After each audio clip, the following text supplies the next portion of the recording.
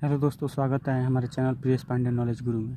आज हम बात करेंगे भारतीय इतिहास, इंडियन हिस्ट्री, सिंधु घाटी की सभ्यता के बारे में। भारत का इतिहास सिंधु घाटी सभ्यता से प्रारंभ होती है, जिसको हम हड़प्पा सभ्यता के नाम से भी जाने जाते हैं। यह सभ्यता लगभग 2500 ईस्वी पूर्व से दक्षिण एशिया के पश्चिमी भाग में फैली हुई थी, जो कि वर्तमान में पाकिस्तान तथा पश्चिम भारत के नाम से जाना जाता है। सिंधु घाटी सभ्यता मिस्र, मेसोपोटामिया, भारत और चीन की 4 सबसे बड़ी प्राचीन नगरीय सभ्यताओं से भी अधिक उन्नत थी। 1920 में भारतीय पुरातत्व विभाग द्वारा किए गए सिंधु घाटी के उत्खनन से प्राप्त अवशेषों से हड़प्पा तथा मोहनजोदड़ो जैसे 2 प्राचीन नगरों की खोज हुई।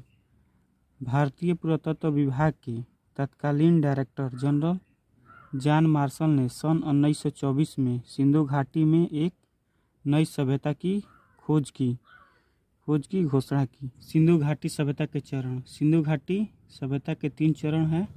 पहला, प्रारंभिक हड़प्पा सभ्यता 3300 ईस्वी पूर्व से 2600 ईस्वी पूर्व तक। दूसरा, परिपक्व हड़प्पा सभ्यता 2600 ईस्वी पूर्व से 1900 ईस्वी पूर्व तक। तीसरा, उत्तर हड़प्पाई सभ्यता 1900 ईस्वी पूर्व से 1300 ईस्वी पूर्व तक। प्रारंभिक हड़प्पा चरण हाकरा चरण से संबंधित है, जिसे घाघर हाकर नदी घाटी में चिन्हित किया गया है। हड़प्पाई लिपि का प्रथम उदाहरण लगभग 300 ईस्वी पूर्व के समय का मिलता है। इस चरण की विशेषताएं एक केंद्रीय इकाई का होना तथा बढ़ते हुए नगरीय गुण थे। व्यापार क्षेत्र विकसित हो चुका था और खेती के साक्ष्य भी मिले हैं। उस समय मटर, तिल, खजूर, रुई आदि की खेती होती थी। कोटदीजी नामक स्थान परिपक्व हड़प्पाई सभ्यता के चरणों को प्रदर्शित करता है। 2600 ईस्वी पूर्व तक सिंधु घाटी सभ्यता अपनी परिपक्व अवस्था में प्रवेश कर चुकी थी।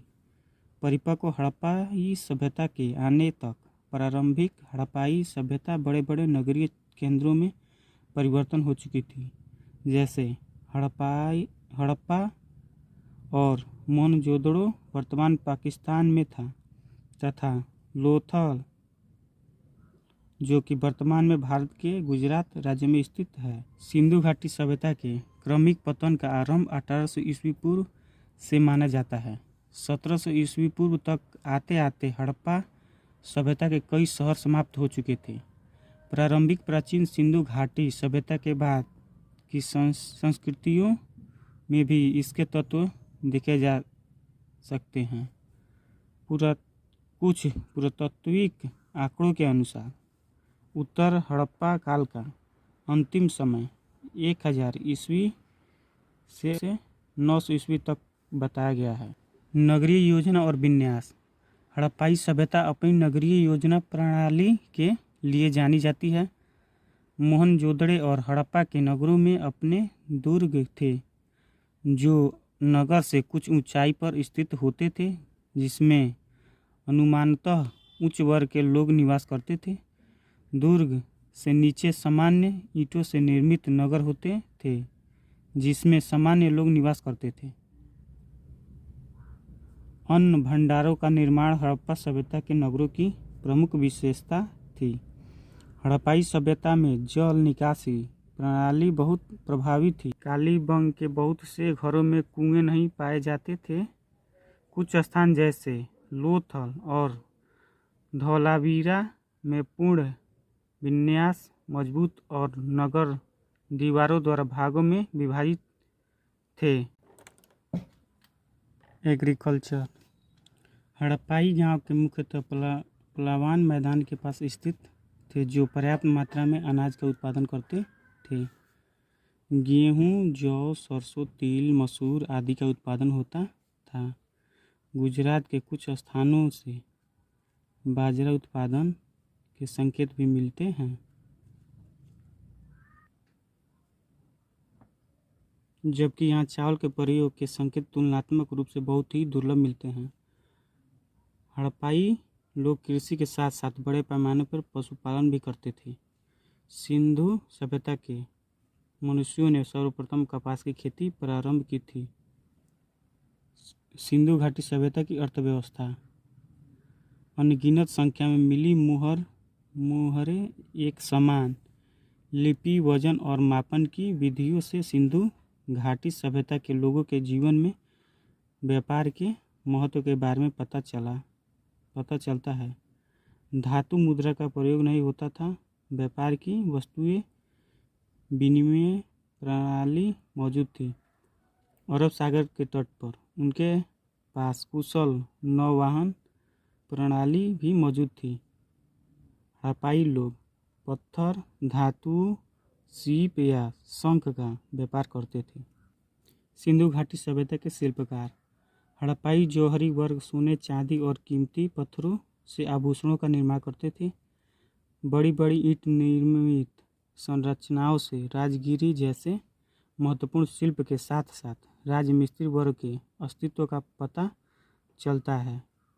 तांबा राजस्थान की खेतड़ी खान से प्राप्त किया जाता था और टीन अनुमानतः अफगानिस्तान से लाया जाता है। सिंधु घाटी सभ्यता के संस्थाएं।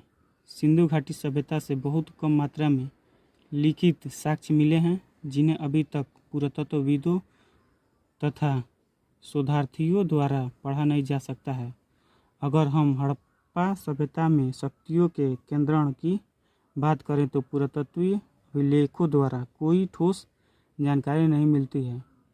कुछ पुरातत्वविदों की राय में हड़प्पा सभ्यता में कोई शासन वर्ग नहीं था तथा समाज के हर व्यक्ति को समान दर्जा प्राप्त था।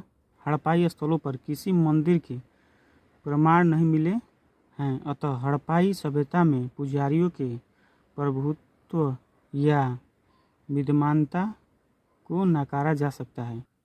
सिंधु घाटी सभ्यता के धर्म। हड़प्पाई पृथ्वी को उर्वरता की देवी मानते थे और पृथ्वी की पूजा उसी तरह करते थे जिस प्रकार मिस्र के लोग नील नदी की पूजा देवी के रूप में करते थे। सिंधु घाटी सभ्यता के लोग वृक्षों तथा पशुओं की पूजा किया करते थे।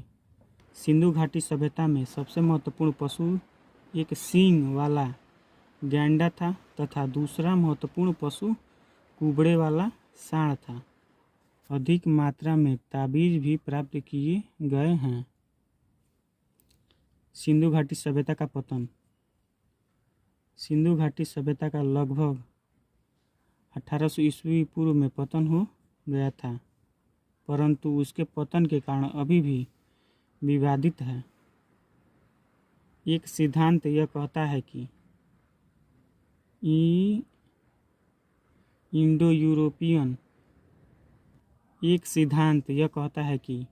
इंडो यूरोपियन जनजातियों जैसे आर्यों ने सिंधु घाटी सभ्यता पर आक्रमण कर दिया तथा उसे हरा दिया था। एक प्राकृतिक कारण भूगर्भीय और जलवायु संबंध हो सकते हैं। इन प्राकृतिक आपदाओं को सिंधु घाटी सभ्यता के पतन का मंद गति से हुआ परंतु निश्चित कारण माना गया है।